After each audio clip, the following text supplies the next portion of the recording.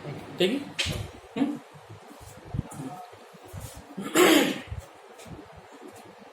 चल ठीक है। ओके, चलो विद्यार्थी मित्रों, आप સૌને સુપ્રભાતમ। શ્રી કેશવ માનસ સાયન્સ સ્કૂલ પરિવાર આપ સૌને મારા જય સ્વામિનારાયણ। વિદ્યાર્થી મિત્રો, આજે આપણે વાત કરીશું વિષય તત્વજ્ઞાન પ્રકરણ 11 ધોરણ 11 પ્રકરણ 2 પાર્ટ 1 વિશે આપણે વાત કરીશું। એનો વિષય છે નિરૂપાધિક વિધાનના પ્રકારો। મિત્રો, આપણે અગાઉ ચર્ચા કરી ગયા હતા કે વિધાનના પ્રકારો એ બે દ્રષ્ટિએ પડે છે, એક યથાની દ્રષ્ટિએ અને એક ગુણની દ્રષ્ટિએ।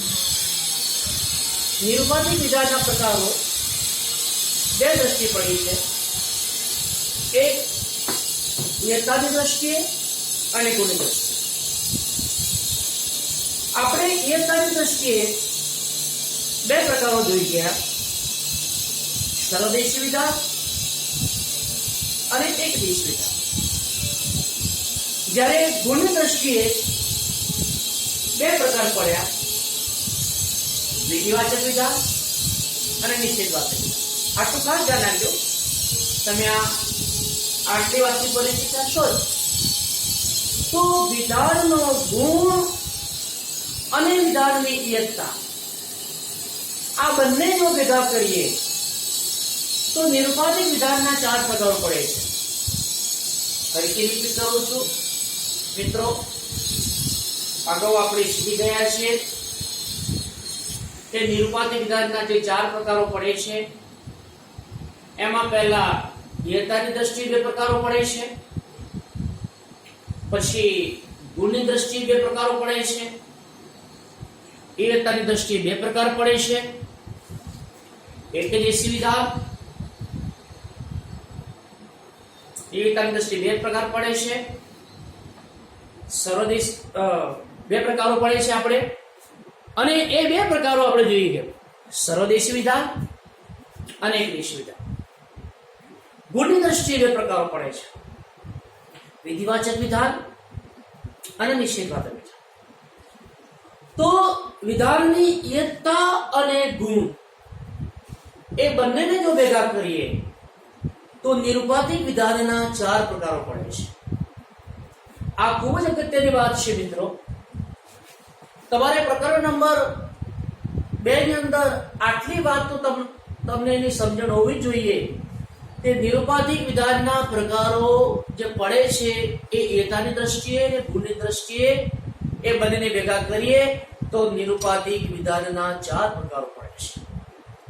અને આ 4 પ્રકારો આપણા મગજમાં હોવા જોઈએ કે આ 4 પ્રકારો એ કયા કયા છે। તો નિરૂપાધિક વિધાનના જે 4 પ્રકારો પડે છે એમાં આપણે પહેલા પ્રકારની ચર્ચા કરીશું કે ભાઈ સર્વદેશી વિધિવાચક વિધાન। ધ્યાન રાખજો મિત્રો, સર્વદેશી વિધિવાચક વિધાન આ વારંવાર ધ્યાન રાખજો તમારા પ્રકરણ નંબર 2 ની અંદર અને પ્રકરણ નંબર 3 ની અંદર આ વિધાન વારંવાર આવશે।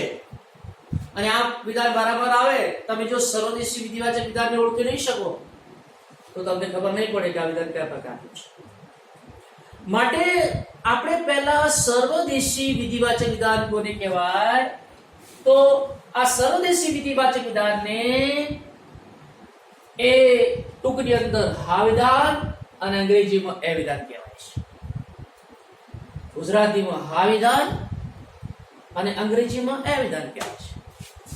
તો અહીંયા આપણે ધ્યાન રાખવાનું કે સર્વદેશી વિધિવાચક જે વિધાન છે એ સર્વદેશી વિધિવાચક વિધાન એની ઓળખ શું? મિત્રો ધ્યાન રાખજો, હું તમને જો બીજું યાદ ન રહે તો તમે ટૂંકમાં સમજાવું છું। જેમાં સર્વે વ્યક્તકારક હોય અને સંયોજક છે હોય તો એના આધારે પણ આપણે કહી શકીએ કે આ સર્વદેશી વિધિવાચક વિધાન છે. જો તમને કઈ સમજણ ના પડે અને ફક્ત આટલી બાબત તમને યાદ રહે તો પણ તમે ઓળખી શકો કે આ વિધાન એ સર્વદેશી વિધિવાચક વિધાન છે. કારણ કે એમાં સર્વૈયતાકારક છે અને છે સંયોજક છે. તો આપણે આવા સર્વદેશી વિધિવાચક વિધાન વાળો આવે વિધાનો ઘણા બધા આવશે. આવા સર્વદેશી વિધિવાચક વિધાનો વાળા ઘણા બધા ઉદાહરણો છે. અહીંયા મેં ઉદાહરણ લીધું કે સર્વે ખેડૂતો મહેનતુ વ્યક્તિઓ છે. આ સર્વદેશી વિધિવાચક નું ઉદાહરણ છે. સર્વે શિક્ષકો મહેનતુ વ્યક્તિઓ છે. સર્વે ધનિકો પરિશ્રમી વ્યક્તિઓ છે. સર્વે કર્મચારીઓ મહેનતુ વ્યક્તિઓ છે.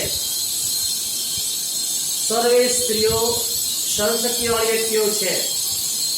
તો આ સર્વૈયતાકારક અને છે સંયોજક હોય તો આપણે એમ કહી શકીએ કે આ વિધાન સર્વદેશી વિધિવાચક વિધાન છે. આ એનું સરળતાથી સમજવાની આ વાત આપણે જો સરળતાથી સર્વદેશી વિધિવાચક વિધાન જો સમજવું હોય તો આપણે આ રીતે એને સમજી શકીએ. પણ ખરેખર સર્વદેશી વિધિવાચક વિધાન એની તર્કશાસ્ત્રની દ્રષ્ટિએ આપણે જો ઓળખ કરવી હોય તો એની ખૂબ વાત થોડી ઊંડી છે પણ તમે એ તમારે સમજવી જ રહી. દાખલા તરીકે ધ્યાન આપો કે અહીંયા સર્વે ખેડૂતો એમાં ખેડૂતો આ ઉદ્દેશ્ય પદ છે. ધ્યાન રાખો મિત્રો, આ ઉદ્દેશ્ય પદ છે ખેડૂતો. અહીંયા મહેનતુ વ્યક્તિઓ છે એ મહેનતુ વ્યક્તિઓ એ વિધેય પદ છે. આ વિધેય પદ તમને ખ્યાલ હશે કે ઉદ્દેશ્ય પદ અને વિધેય પદ કોને કહેવાય? ઉદ્દેશ્ય પદ જે વિધાનની અંદર જેને ઉદ્દેશ્યની વાત કરવામાં આવી હોય એને વિધેય પદ કહેવાય છે. આવું તમને સરળ એની થોડી પડખાણ આપું છું કે ભાઈ ઉદ્દેશ્ય પદ કોને કહેવાય?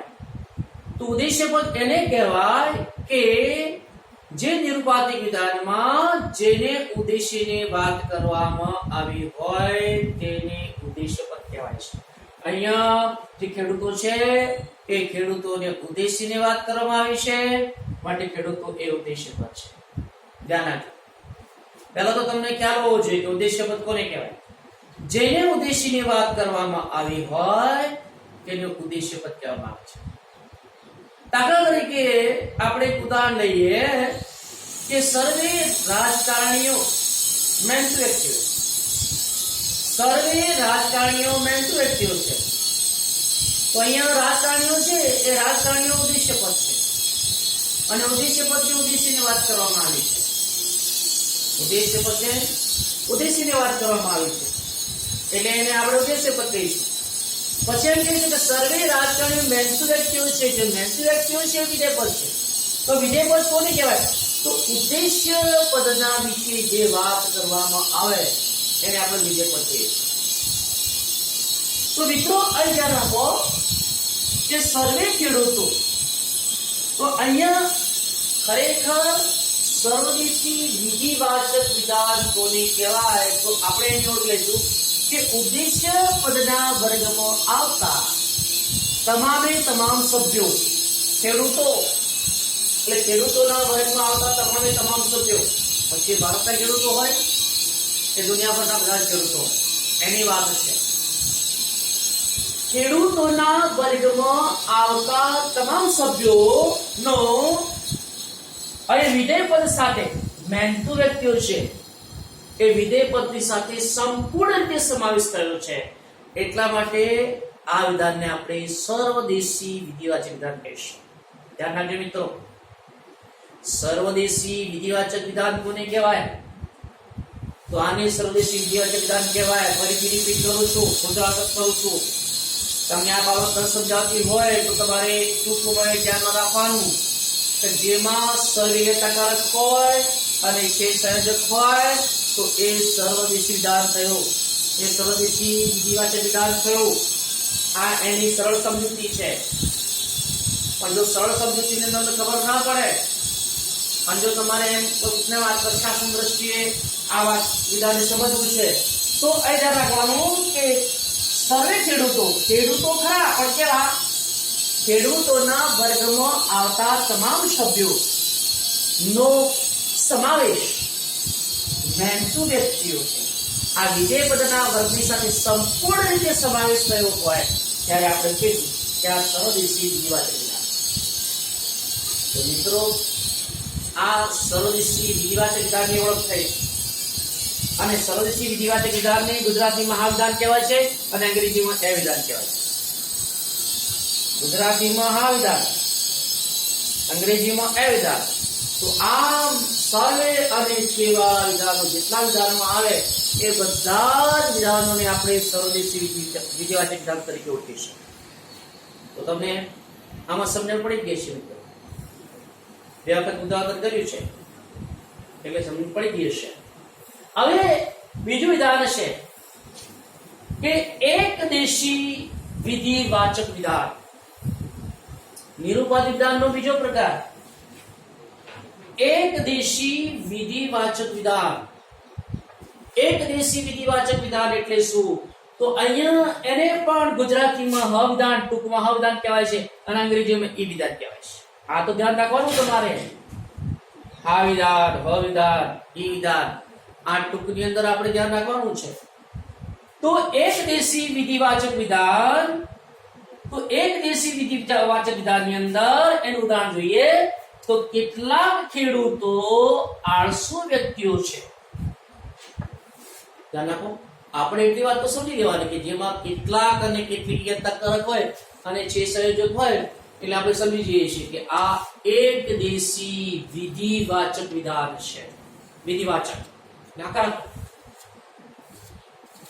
પણ એને ટૂંકમાં ઓળખ હોય તો જેમાં કેટલાક અને કેટલીક યથાકારક હોય અને છે સંયોજક હોય એટલે સમજી લેવાનું કે આ એકદેશી વિધિવાચક વિધાન છે.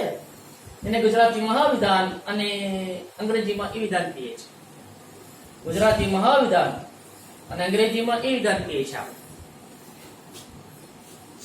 એકદેશી વિધિવાચક વિધાન. તો આ જે એકદેશી વિધિવાચક વિધાન છે એને આપણે તર્કશાસ્ત્રની દ્રષ્ટિએ એને ઓળખવું હોય તો તમે જો યથાકારક કેટલાક પહેલી યથાકારક છે ત્યારે ધરાકોટી યથાકારકના આધારે આપણે નિરૂપાધિક વિધાનની ઓળખ કરીશું. કેટલાક, બધા નહીં, સર્વે નહીં. દાખલા તરીકે જગત પરના જેટલા ખેડૂતો છે એમાંથી કેટલાક ખેડૂતો દાખલા તરીકે આપણે ઉદાહરણ લઈએ કે ભારતભરમાં નહીં પણ દુનિયાના જેટલા ખેડૂતો છે એમાંથી થોડા ખેડૂતો એવા છે, 10% એવા ખેડૂતો છે કે એ ખેડૂતો કેવા છે? આળસુ વ્યક્તિઓ છે. એ મહેનત કરતા નથી, આળસુ છે, લેઝી છે.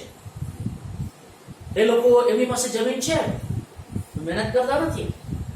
તો એકદેશી વિધિવાચક વિધાનની અંદર આ કેટલાક એ યથાકારક છે, ખેડૂતો એ ઉદ્દેશ્ય પદ છે, આળસુ વ્યક્તિઓ એ વિધેય પદ છે, આ ઉદ્દેશ્ય પદ, આ વિધેય પદ અને આ છે એ સંયોજક છે. તો જો મિત્રો અહીંયા આપણે જોઈશું ખાસ કેટલાક ખેડૂતો આળસુ વ્યક્તિઓ છે એટલે આપણે શું થશે અહીંયા કે ખેડૂતોના વર્ગમાં આવતા તમામ ખેડૂતોમાંથી 10% ખેડૂતો એવા છે કે જેઓનો સમાવેશ આળસુ વ્યક્તિઓની સાથે થાય છે. જગતભરના બધા જ ખેડૂતો મહેનતુ નથી. જગત પરના જેટલા ખેડૂતો છે એ બધા જ ખેડૂતોમાંથી 10% ખેડૂતો એવા છે જે આળસુ છે અને ભગવાન ભરોસે ખેતરમાં અનાજ વાવી અને ઘેર આવતા રહે છે, પછી એ ખેતીની કોઈ સાર સંભાળ કરતા નથી. એટલે આપણે અહીં કહીશું કે અહીંયા ખેડૂતોના વર્ગમાં આવતા બરાબર કેટલાક સભ્યોનો એ આળસુ વ્યક્તિઓ સાથે સંબંધ છે. એટલે આપણે આને એકદેશી વિધિવાચક વિધાન કહીશું અને આપણે એક દેશી વિધિવાચક વિધાન કહીશું જેને ગુજરાતીમાં અવિધાન અને અંગ્રેજીમાં ઈ વિધાન કહેવાય છે. જેને ગુજરાતીમાં અવિધાન અને અંગ્રેજીમાં ઈ વિધાન કહીશું. મિત્રો, નિરુપાધિક વિધાનના પ્રકારો એ ખૂબ અગત્યના છે, પણ આ વાત ક્યારે સમજાય? તમે ઉદ્દેશ્ય પદ વિશે માહિતી જાણતા હોય, વિધેય પદ વિશે માહિતી જાણતા હોય, યત્તાકારક વિશે માહિતી જાણતા હોય, સંયોજક વિશે માહિતી જાણતા હોય, ત્યારે આ વાત બરાબર તમારા ગળે ઉતરે. એ તો ઉતરે નહીં, ધ્યાન રાખો, માઇન્ડ વેર. એટલે તમારે આ નિરુપાધિક વિધાનના પ્રકારો સમજવા હોય તો આ પ્રકારો સમજતા પહેલા તમારે યત્તા કોને કહેવાય, ઉદ્દેશ્ય પદ કોને કહેવાય, વિધેય પદ કોને કહેવાય, સંયોજક કોને કહેવાય, આ બધી બાબતથી આપણે પરિચિત થવું પડશે. અને આ બધી બાબતોથી આપણે પરિચિત થઈએ તો જ આપણા મગજની અંદર નિરુપાધિક વિધાનના પ્રકારો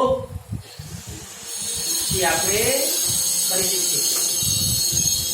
તો આપણે અહીંયા બે પ્રકાર જોયા નિરુપાધિક વિધાનના.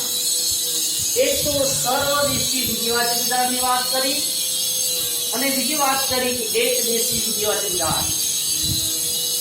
હવે મિત્રો, ત્રીજો પ્રકાર છે સર્વદેશી નિષેધક વિધાન.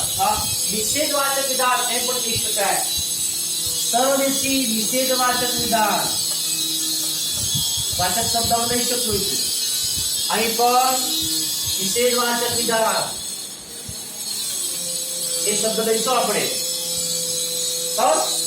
તો સર્વદેશી નિષેધવાચક વિધાન એ કોને કહેવાય? જેને ગુજરાતીમાં ના વિધાન કહેવાય છે, અંગ્રેજીમાં આ વિધાન કહેવાય છે. બરાબર? તો અહીંયા તમે જુઓ કે સર્વદેશી નિષેધવાચક વિધાન એમાં શિક્ષક ઉદ્દેશ્ય પદ છે, આળસુ વ્યક્તિઓ વિધેય પદ છે, કોઈ પણ છે એ સંયોજક યત્તાકારક છે. આ યત્તાકારક છે, આ યત્તાકારક. આ નથી એ સંયોજક છે, આ નથી એ સંયોજક છે, આ નથી એ સંયોજક છે. તો સરળતાથી આપણે વાત સમજવી હોય કે જે નિરુપદ્યાનમાં કોઈ પણ યત્તાકારક હોય અને નથી સંયોજક હોય તો એને આપણે સર્વદેશી નિષેધક વિધાન કહીશું. સર્વદેશી નિષેધક વિધાન જેમાં કોઈ પણ યત્તાકારક હોય અને નથી સંયોજક હોય તો તે વિધાનને આપણે સર્વદેશી નિષેધવાચક વિધાન કહીશું, જેને ગુજરાતીમાં ના વિધાન અને અંગ્રેજીમાં આ વિધાન ટૂંકમાં કહેવામાં આવે છે. આ ટૂંકમાં હું તમને સમજાવું છું. પછી તર્કશાસ્ત્રની રીતે હું તમને સમજાવું તો અહીંયા કોઈ પણ શિક્ષક એટલે શિક્ષકોના વર્ગમાં આવતા તમામ સભ્યોનું, પછી ભારતથી માંડી અને જગતભરના શિક્ષકો, ફક્ત ભારતના નહીં, આપણે ઓલ વર્લ્ડ લેવલના શિક્ષકોની વાત કરીશું. શિક્ષકોના વર્ગમાં આવતા તમામ સભ્યો, શિક્ષકોના વર્ગમાં આવતા તમામ સભ્યોનો આળસુ વ્યક્તિઓનો એક વર્ગ છે. એ આળસુ વ્યક્તિઓના વર્ગની અંદર એમનો સંપૂર્ણપણે સમાવેશ થતો નથી. ધ્યાન રાખો મિત્રો, સંપૂર્ણપણે સમાવેશ થતો નથી. એટલે આપણે કહીશું કે આ સર્વદેશી નિષેધવાચક વિધાન છે. કોઈ પણ શિક્ષક આળસુ વ્યક્તિ નથી. ધેટ મીન્સ શિક્ષકોના વર્ગમાં આવતા તમામ સભ્યોનો જે વિધેય પદનો જે વર્ગ છે, આળસુ વ્યક્તિઓ, એના વર્ગમાં સંપૂર્ણ રીતે સમાવેશ થતો નથી. અહીં સંપૂર્ણ રીતે સમાવેશ થતો નથી, એટલે આપણે આને સર્વદેશી નિષેધવાચક વિધાન કહીશું. એને ગુજરાતીમાં ના અને અંગ્રેજીમાં આઈ. ન સમજણ પડે તો જેમાં કોઈ પણ યથાકારક હોય અને નથી સંયોજક હોય તો એને આપણે સર્વદેશી નિષેધવાચક વિધાન કહીશું. બરાબર? તો આ ત્રીજા પ્રકારની આપણે વાત કરી કે સર્વદેશી નિષેધવાચક વિધાન ના વિધાન, એને આપણે અંગ્રેજીમાં આ વિધાન કહીશું. 3 પ્રકારો પૂરા થઈ ગયા અને લાસ્ટ એન્ડ ફાઇનલ જે પ્રકાર છે એ જોઈએ આપણે. એકદેશી નિષેધવાચક વિધાન, જેને આપણે ગુજરાતીમાં ન વિધાન કહીશું અને અંગ્રેજીમાં ઓ વિધાન કહીશું. ઓ વિધાન. બરાબર? એકદેશી નિષેધવાચક વિધાન. એકદેશી નિષેધવાચક વિધાન. એકદેશી નિષેધવાચક વિધાનની અંદર આપણે સરળતાથી સમજો કે જેમાં કેટલાક અને કેટલીક યથાકારક હોય અને નથી સંયોજક હોય તો તેને પણ આપણે એકદેશી નિષેધવાચક વિધાન કહીશું. મિત્રો આ સરળ સમજવાની, આ સમજવા તો સમજવા માટે આ એકદમ સરળ વાત છે અને સરળ વાતથી આપણે આ વાત સમજી શકીશું. ધ્યાન રાખજો, તમે આ સરળ રીતે સમજશો તો સમજણ પડી જશે. પછી તર્કશાસ્ત્રની રીતે જોઈએ તો એ કેટલાક છે એ યથાકારક છે. યથાકારક છે. આ શિક્ષકો છે ઉદ્દેશ્ય પદ છે. આળસુ વ્યક્તિઓ છે વિધેય પદ છે. આ વિધેય પદ છે. આ વિધેય પદ છે. આટલું તો ખ્યાલ હોવો જ જોઈએ કે યથા કોને કહેવાય, ઉદ્દેશ્ય પદ કોને કહેવાય, વિધેય પદ કોને કહેવાય, સંયોજક કોને કહેવાય.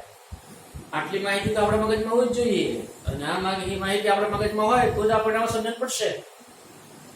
તો અહીંયા કેટલાક યથાકારકો એટલે શિક્ષકોના વર્ગમાં આવતા કેટલાક સભ્યો, શિક્ષકોના વર્ગમાં આવતા કેટલાક સભ્યોનો આળસુ વ્યક્તિઓ વિધેય પદના વર્ગની સાથે આંશિક રીતે સમાવેશ થતો નથી. આંશિક રીતે સમાવેશ થતો. સભ્યો ખરા, શિક્ષકો ખરા, પણ કેટલાક સભ્યો શિક્ષકોના વર્ગમાં આવતા તમામ સભ્યોમાંથી કેટલાક સભ્યો એ આળસુ વ્યક્તિઓ નથી. એ મહત્વપૂર્ણ છે. એટલે અહીંયા આ એકદેશી નિષેધવાચક વિધાનની અંદર આ કેટલાક યથાકારક, તો આ જે શિક્ષકો છે